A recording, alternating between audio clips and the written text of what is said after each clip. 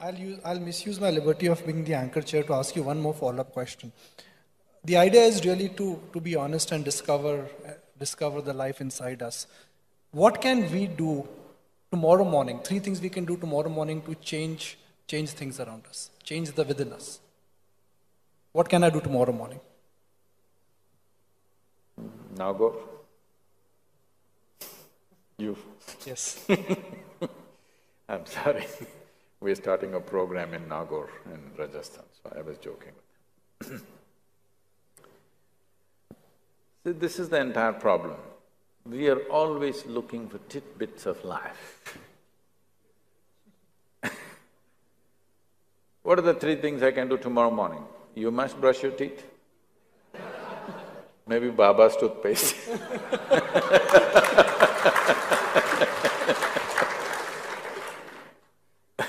I don't know how it is, I have not used it yet, I think I should use it. So, the thing is just this, it's not about what you do. Life does not change because you change the content of your life. Life changes because you change the context of your life. How you do it? How do you wake up? You do one thing, because you're asking for something very specific, let me put it this way.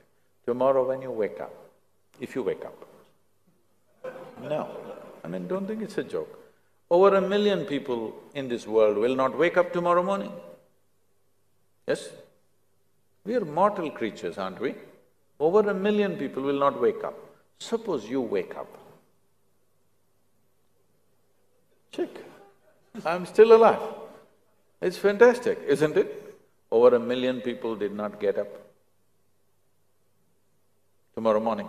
They did not say another day, but you and me woke up. Wow! Can you smile? That you're still alive? Smile. Then check the few people who matter to you in your life. 4, 5, 10 people who are around you who matter to you, check if all of them are alive. Fantastic, they're also alive.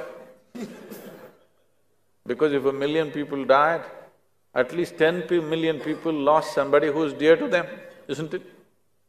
You're alive, all the people who matter to you very much are alive. Fantastic. One more big smile, not at anybody, just because the biggest thing that's happening to you right now is that you're alive. Yes or no? What is the greatest thing that's happening to your life? Tomorrow morning, stock market went up 800 points, or you're alive, which is the biggest thing. Everything else is only relatively significant for us. The most important thing is we're alive. So tomorrow morning if you come alive, just check. You must check if you're alive. Because alive does not mean simply people are going around, this, everything they're doing mechanically. Become alive, really. And I don't know what time you get up, I don't want to fix it. Because media, you may get up at noon time, so you check, okay, it's 9:30, every hour, okay, 9 o'clock, wow, still alive. One big smile, still alive. 10 o'clock, what's wrong with 10 o'clock? Still alive. I want you to understand that you're mortal. If you're conscious that you have come with a limited amount of time, you will arrange your life naturally in a most sensible way.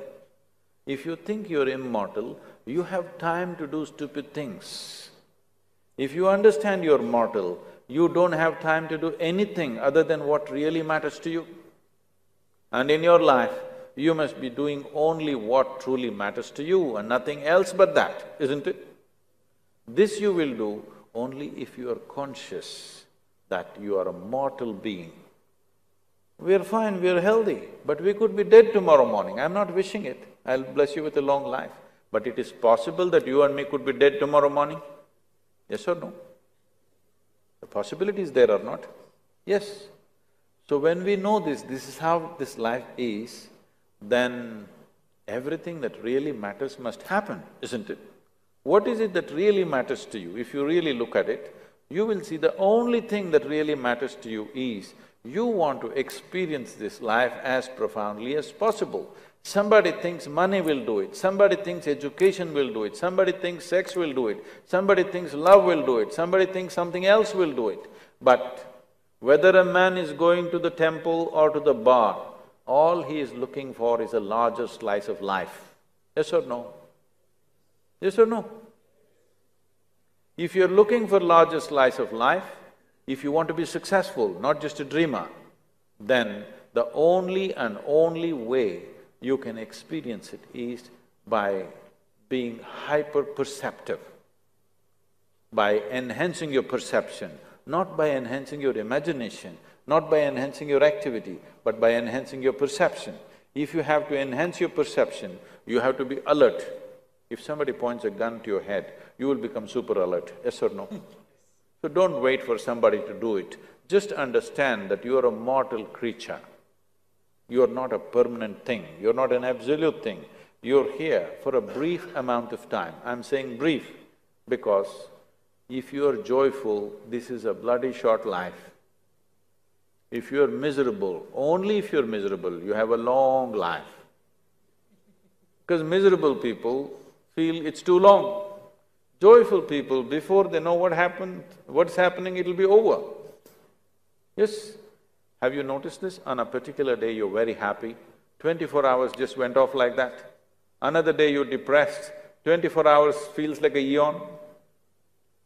So the experience of life and the experience of time is very relative.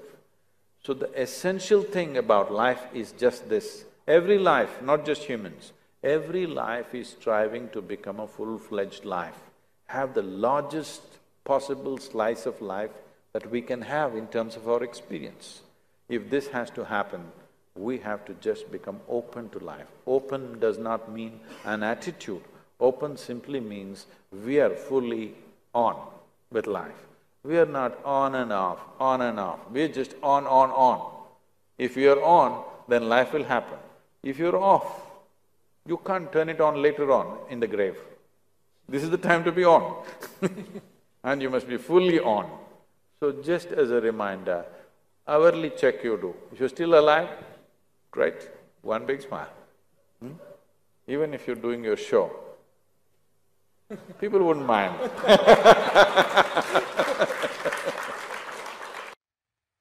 Sadhguru, India is well known for spirituality and has witnessed many realized masters who have worked for the upliftment of mankind. Even today, you're here amongst us and many other gurus are there. Still, India is in such a bad state. Why? India is the way it is right now because still it's in God's hands.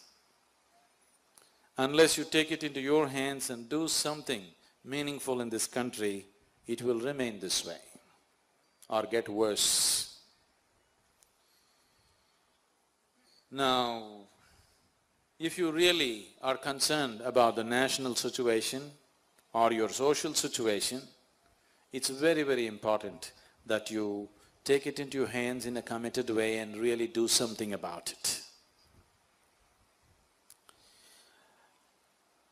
Some time ago, when I was just 15 years of age, I happened to read this passage by Swami Vivekananda. He said, "Give me 100 people who are truly committed, I will change the face of this country." It made me feel so ashamed. In such a large country, couldn't he find 100 people committed for what all of us want? A man like Vivekananda doesn't come every day. When he comes, he could not find 100 people. What a shame it is. Not for him, for us as a nation. Since that day I thought, at least as a tribute to Vivekananda, we must create 100 truly committed people. And today, I can say very proudly, and it's a very joyous for me to say this, that today we have hundreds of people who are truly committed to make this change happen. The change is beginning to happen, but not enough. It is not enough. What I see is 100 people are not enough. Today we need 1 million people who are really committed. Only then something really worthwhile will happen in this nation. All of you who are here today, I request you, beg you and plead with you that in whichever capacity you can, in whatever sphere of life you are, please commit yourself to create a beautiful situation in this country, which is a part of this world anyway. Please do that, because without this commitment, thinking, people are saying this is all divine plan. Because your stomach is full, you can talk this kind of philosophy. If you had your stomach empty, you would have your own plan to get your food. Isn't it so? Now life is comfortable for some people, those people are saying it is all divine plan. Now, once you have taken one part of your life into your hands, you cannot leave another part to somebody. See, for example, one big bane in this country right now is the huge population. This is not divine plan. This is just irresponsible reproduction. That's what it is. This is not divine plan. With the help of medical sciences and so many other systems, you have taken your death to some extent into your hands. When you take your death into your hands, you must also take your birth into your hands, isn't it? When we have taken death into our control, should we not take birth also into our control? Now, you want death to be in your control, but you want birth to be in God's control. This will not work. Leave both to His control, He will maintain the balance.